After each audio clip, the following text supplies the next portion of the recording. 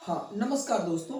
मैं विपिन पांडे, आपका अपना channel zero to hero classes में मैं आपका हार्दिक स्वागत करता हूं। तो मैंने आपको आपके पिछले वीडियो में मैंने आपको बताया था, आपकी जो संधि होती है ये सब मैंने बताया था।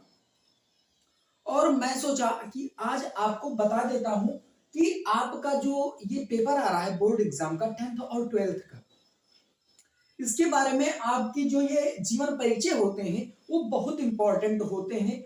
यानी कि अगर हिंदी आता है तो उसमें जीवन परिचय आता है, ये आप जानते ही हैं। तो जीवन परिचय में महादेवी वर्मा का जीवन परिचय बहुत इंपॉर्टेंट होता है और वो मैं आपको बहुत ही शॉर्ट में बताऊंगा कि महादेवी वर्मा का जीवन परिचय किस तरीके से होता है। मैं एकदम शॉर्ट में बताऊंगा और इतना ही लिखकर आप पूरा का पूरा नंबर पा सकते हैं। तो ये है महादेवी वर्मा का जीवन परिचय। यानी कि मैं आपको बताता हूं, महादेवी वर्मा का जन्म फर्रुखाबाद के शिक्षित परिवार में सन 1907 ईस्वी में हुआ था। इनके पिता गोविंद प्रसाद वर्मा भागलपुर के एक कॉलेज में प्रधानाचार्य थे। कहाँ के थे? भागलपुर के। यानी कि जो आपकी महादेवी वर्मा थी, इनके पिता गोविंद प्रसाद वर्मा भागलपुर के एक कॉलेज में प्रधानाचार्य थे, अर्थात प्रिंसिपल थे। तो मैंने आपको बताया है महादेवी वर्मा का जन्म फर्रुखाबाद के एक शिक्षित परिवार में सन 1907 ईस्वी को हुआ था। इनके पिता का नाम गोविंद प्रसाद वर्मा है, जो भागलपुर के कॉलेज में प्रधानाचार्य अर्थात प्रिंसिपल थे। इनकी माता का नाम हेमरानी है या था। इनकी माता हेमरानी परम विदुषी एवं धार्मिक महिला थी। इनकी माता हेमरानी परम विदुषी और धार्मिक महिला थी। हाँ, तो आगे मैं बताता हूं आपको। इसीलिए महादेवी वर्मा जी का मन बचपन से ही साहित्य में लगता था। इनकी जो माँ थी ये बहुत ही धार्मिक और साहित्यिक अर्थात धार्मिक एवं विदुषी प्रकृति की थी, अर्थात विदुषी और धार्मिक थी।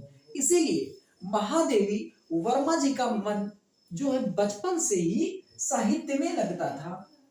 चलो, इसके बाद में अगर मैं आपको बताऊं तो आपको लिखना है सन 11 सितंबर सन 1987 ईस्वी को इस महान लेखिका अर्थात महादेवी वर्मा जी का देहांत अर्थात स्वर्गवास हो जाता है। तो यहां से यहां तक आप जीवन परिचय हेडिंग डालकर लिख लेंगे या लिख देंगे पेपर में। इसके आगे डालेंगे साहित्यिक परिचय। साहित्यिक परिचय में आपको क्या लिखना है ये मैं बताऊंगा। साहित्यिक परिचय में जैसे कोई कवि या लेखक होता है तो उसके साहित्यों के बारे में एक निचोड़ जानकारी साहित्यिक परिचय कहलाती है। तो मैं अगर आपको बताऊं तो इनका साहित्यिक परिचय, महादेवी वर्मा जी साहित्य में बहुत रुचि रखती थी। आपको ऐसे लिख देना है कि महादेवी वर्मा जी साहित्य में बहुत रुचि रखती थी। आप साहित्यिक परिचय जो आपका होता है ये आप जीवन परिचय से रिलेट करके भी लिख सकते हैं। जैसे मैंने आपको वहां बताया है कि इनका मन बचपन से ही साहित्य में लगता था। तो साहित्यिक परिचय में मैंने बताया कि महादेवी वर्मा जी साहित्य में बहुत रुचि रखती थी। चलो, मैंने इतना बताया। उसके बाद में इसके अलावा संगीत और चित्रकला में भी रुचि रखती थी।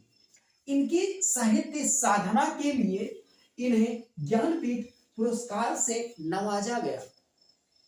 इनकी साहित्य साधना के लिए इन्हें ज्ञानपीठ पुरस्कार से भी सम्मानित किया गया और इन्हें आधुनिक युग की मीरा भी कहा जाता है। और एक चीज तो छूट गया, सॉरी, इनकी साहित्य साधना के लिए इन्हें भारत सरकार ने पद्म भूषण से सम्मानित किया और इनके काव्य यामा के लिए इन्हें भारतीय ज्ञानपीठ पुरस्कार से भी सम्मानित किया गया। इन्हें आधुनिक युग की मीरा भी कहा जाता है। ये आपका मल्टीपल चॉइस क्वेश्चन में आ जाता है कि आधुनिक युग की मीरा किसे कहा जाता है, तो आप उसका आंसर लगाएंगे कि महादेवी वर्मा जी को। तो आगे आपको हेडिंग डालना है कृतियां। कृतियां हेडिंग डालकर आपको लिखना है इनकी प्रमुख कृतियां इस प्रकार हैं या इनकी कुछ प्रमुख कृतियां ये हैं। तो आप कृतियां डालने के बाद उसके बाद में आप डालेंगे काव्य रचना, अर्थात आपका जो पद्य खंड होता है। पद्य में एक पद्य उसे कहते हैं जैसे कोई लय तुक बंद छंद से संबंधित या से बद्ध की रचना को पद्य कहा जाता है। तो काव्य रचना आपकी है निर्जा, निहार, रश्मि, दीपशिखा, यामा, संध्या गीत आदि।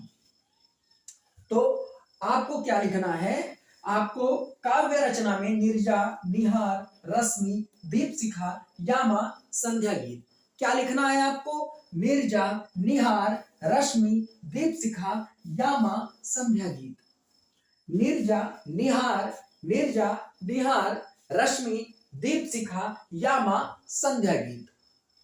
उसके बाद हेडिंग डालना है गद्य खंड या गद्य खंड नहीं, गद्य रचना डालना है।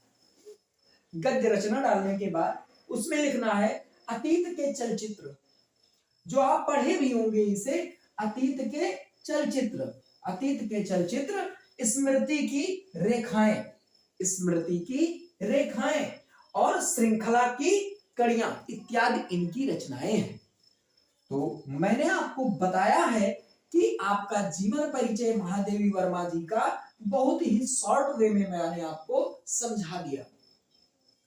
तो आप यहां से और लास्ट तक आप अगर 2-3 बार रिवाइज करते हैं या पढ़ते हैं या इसी वीडियो को 2 बार 3 बार 4 बार देखते हैं तो आप आसानी से इसे याद कर सकते हैं, क्योंकि मैंने इसे बहुत ही सरल भाषा में और व्यवहारिक भाषा में मैंने आपको वर्मा जी का जीवन परिचय, आप इसे बहुत ही आसान से याद कर सकते हैं। और आप इतना ही लिखकर हाई स्कूल या इंटर बोर्ड एग्जाम हो या प्री बोर्ड हो, अनदर कोई भी एग्जाम हो जिसमें महादेवी वर्मा जी का जीवन परिचय आ सकता है, उसमें आप ये इतना लिखकर आप पूरा पूर्णांक सहित अंक प्राप्त कर सकते हैं। तो मैं अब आपको अगला आपका जीवन परिचय लेकर अगले वीडियो में आऊंगा। तब तक के लिए धन्यवाद। लेकिन इस वीडियो को लाइक शेयर सब्सक्राइब जरूर करें और अपने भाई बंधुओं तक जरूर पहुंचाएं। धन्यवाद।